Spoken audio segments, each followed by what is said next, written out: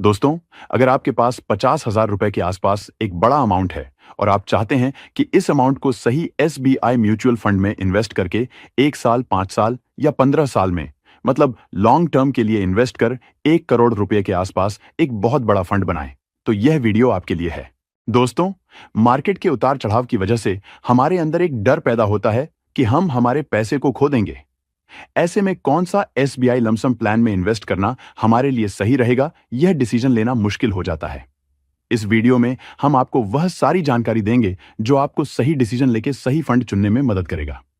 इस वीडियो में हम आपको 4 ऐसे एसबीआई म्यूचुअल फंड के बारे में बताएंगे जो आपका इन्वेस्ट किया हुआ पैसे को एक बहुत बड़े अमाउंट जैसे हाइपोथेटिकल 1 करोड़ रुपए में बदल सकते हैं।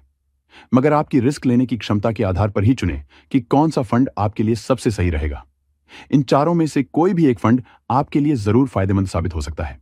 आज हम इन 4 फंड्स के बारे में विस्तार से बात करेंगे, खासतौर पर एलटीसीजी यानी long term capital gains tax कटौती के बाद मिलने वाले रिटर्न्स, और यह फंड्स आपका पैसा कहां निवेश करते हैं, और सबसे महत्वपूर्ण बात कि आपके लिए कौन सा प्लान बेस्ट रहेगा। तो बिना देर किए चलिए वीडियो शुरू करते हैं। लेकिन वीडियो शुरू करने से पहले हर बार की तरह एक छोटी सी रिक्वेस्ट, अगर इस वीडियो से आपको कोई वैल्यू मिल रही है तो इसे लाइक जरूर करें, चैनल को सब्सक्राइब करें और अपने दोस्तों परिवार के साथ शेयर करें ताकि उन्हें भी फायदा हो। यह वीडियो सिर्फ जानकारी देने के उद्देश्य से है। पैसे कहां निवेश करने हैं, इसका अंतिम फैसला आप अपने फाइनेंशियल एडवाइजर से सलाह लेकर ही लें। दोस्तों, सबसे पहले आप में से जिन लोगों को लमसम प्लान के बारे में पता नहीं है, उनके लिए लमसम प्लान क्या है और यह एसआईपी से अलग क्यों है, उसके बारे में थोड़ा बता देता हूं। देखिए, एसआईपी यानी सिस्टमेटिक इन्वेस्टमेंट प्लान में आप हर महीने एक छोटी रकम इन्वेस्ट करते हैं। यह एक डिसिप्लिन तरीका है। वहीं लमसम में आप एक ही बार में एक बड़ी रकम इन्वेस्ट कर देते हैं। इसका सबसे बड़ा फायदा है पावर ऑफ कंपाउंडिंग की जबरदस्त शुरुआत। जब आपका पूरा पैसा पहले दिन से ही मार्केट में लग जाता है तो उसे बढ़ने के लिए ज्यादा टाइम मिलता है और कंपाउंडिंग का असर भी ज्यादा होता है। लेकिन लमसम इन्वेस्टमेंट का एक बड़ा चैलेंज है मार्केट की टाइमिंग। जब मार्केट गिरा हुआ हो तब लमसम इन्वेस्ट करना सोने पर सुहागा हो सकता है, लेकिन ऊंचे मार्केट में इन्वेस्ट करना थोड़ा रिस्की हो सकता है। तो लमसम किसे करना चाहिए? जिनके पास अचानक कोई बड़ी रकम आई हो, जो इन्वेस्टर्स मार्केट के उतार चढ़ाव को समझते हैं और थोड़ा रिस्क ले सकते हैं, और जिनका इन्वेस्टमेंट का नजरिया कम से कम 5 से 7 साल या उससे ज्यादा का हो।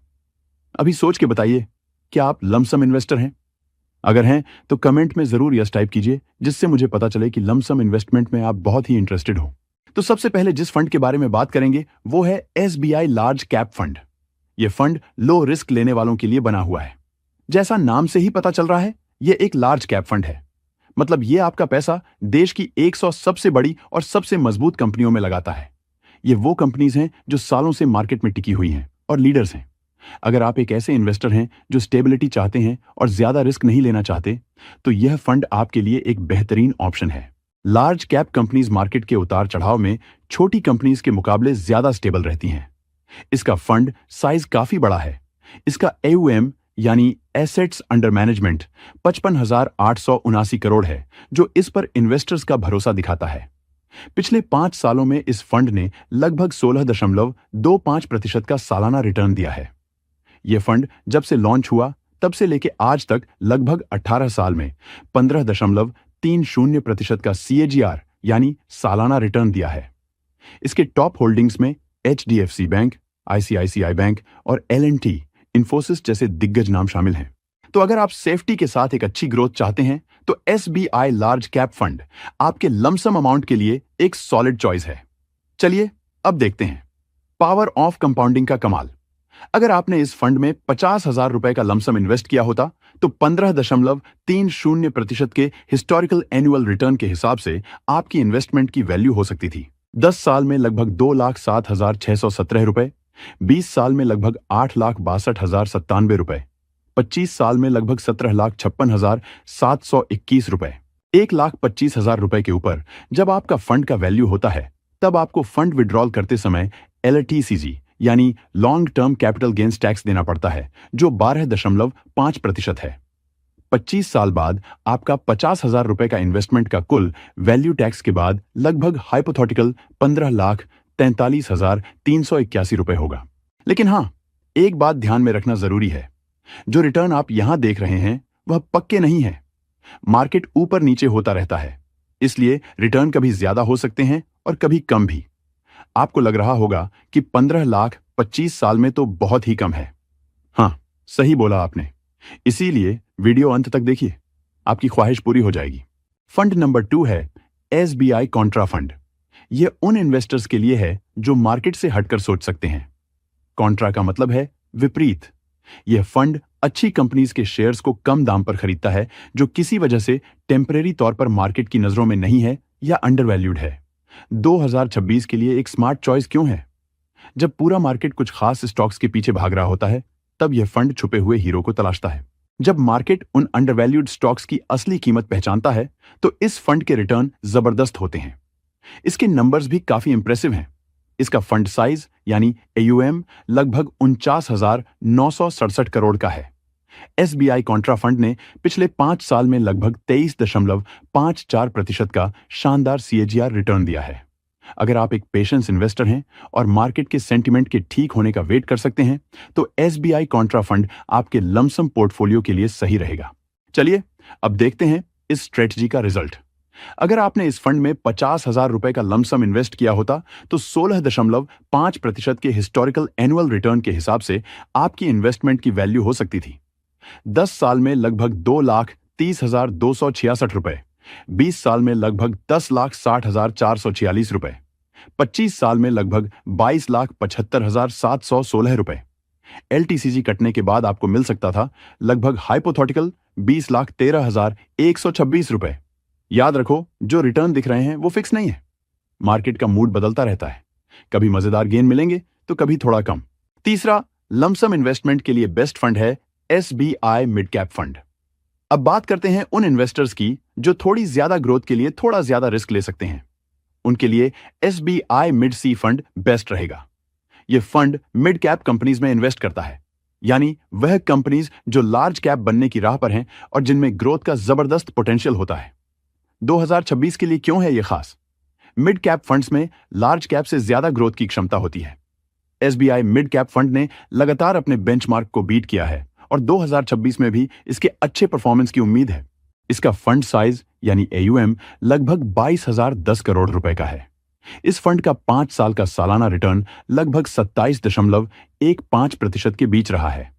यह फंड अपना पैसा फाइनेंशियल, ऑटोमोबाइल और कैपिटल गुड्स जैसे सेक्टर में लगाता है। अगर आप 7 से 10 साल के लिए इन्वेस्टेड रह सकते हैं और मार्केट के उतार चढ़ाव से नहीं घबराते, तो यह फंड आपके पैसे को तेजी से बढ़ा सकता है। यह फंड जब से लॉन्च हुआ तब से लेके आज तक 19.10% का सीएजीआर यानी सालाना रिटर्न दिया है। तो चलिए अब देखते हैं मिड कैप का दम। अगर आप इस फंड में 50,000 रुपए का लमसम इन्वेस्ट करते, तो 19.20% के हिस्टोरिकल एनुअल रिटर्न के हिसाब से आपकी इन्वेस्टमेंट की वैल्यू हो सकती थी। 10 साल में लगभग 2,87,136 रुपए, 20 साल में लगभग 16,48,941 रुपए, 25 साल में लगभग 39,51,519 रुपए।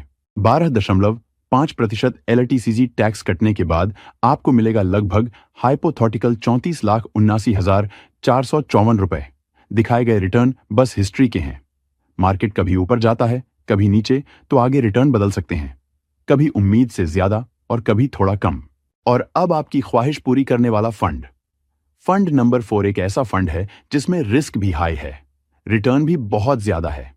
यह फंड है SBI gold direct plan growth, मतलब गोल्ड में इन्वेस्ट करने का सबसे शानदार और डायरेक्ट तरीका। यह फंड खास तौर पर गोल्ड ईटीएफ में इन्वेस्ट करता है, जो दुनिया का सबसे भरोसेमंद और क्लासिक एसेट है। 2026 में इसमें इन्वेस्ट क्यों करें? 2025 में गोल्ड ने कमाल कर दिया। इसमें लगभग 60 से 70% की धमाकेदार रैली मिली है। अब 2026 में भी एक्सपर्ट्स का मानना है कि गोल्ड का बुल रन जारी रह सकता है। जियोपॉलिटिकल टेंशन, सेंट्रल बैंक की भारी खरीदारी, कम होते इंटरेस्ट रेट्स और भारत अमेरिका जैसे देशों में मजबूत डिमांड से गोल्ड के भाव और भी बढ़ सकते हैं। भारत में भी गोल्ड की डिमांड कभी कम नहीं होती। ये सिर्फ ज्वेलरी नहीं, बल्कि सेफ हेवन और इन्फ्लेशन हेज है। सही टाइम पर इन्वेस्टमेंट से फ्यूचर में शानदार रिटर्न्स मिल सकते हैं। लेकिन याद रखिए, जितना ज्यादा रिटर्न का मौका, उतना ही रिस्क भी।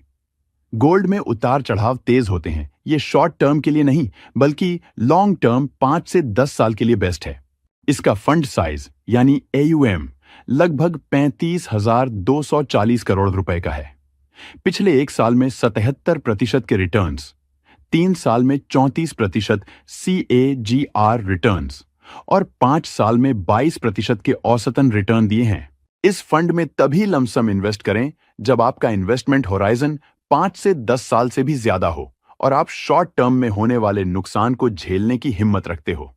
आइए अब देखते हैं छोटा पैकेट बड़ा धमाका का पावर। 50,000 रुपए के लमसम इन्वेस्टमेंट पर 24.10% के हिस्टोरिकल एनुअल रिटर्न के हिसाब से आपको मिल सकते थे। 10 साल में लगभग 4,33,199 रुपए, 20 साल में लगभग 37,53,234 रुपए, 25 साल में लगभग 1,10,47,514 रुपए। यह है हाई रिस्क का हाई रिवॉर्ड, लेकिन सिर्फ लॉन्ग टर्म और स्ट्रॉन्ग हार्ट वाले इन्वेस्टर्स के लिए। 12.5% LLTCC टैक्स के बाद आपको मिल सकता था लगभग हाइपोथेटिकल 96 लाख। एक बात समझ लो, रिटर्न सिर्फ अभी के हिसाब से हैं। आगे चलकर यह ज्यादा भी हो सकते हैं और कम भी, क्योंकि मार्केट का मूड हर वक्त बदलता रहता है। तो यह थे 2026 के 4 बेस्ट SBI लमसम प्लान्स। लेकिन अब सबसे बड़ा सवाल यह है कि इनमें से आपके लिए कौन सा सही है।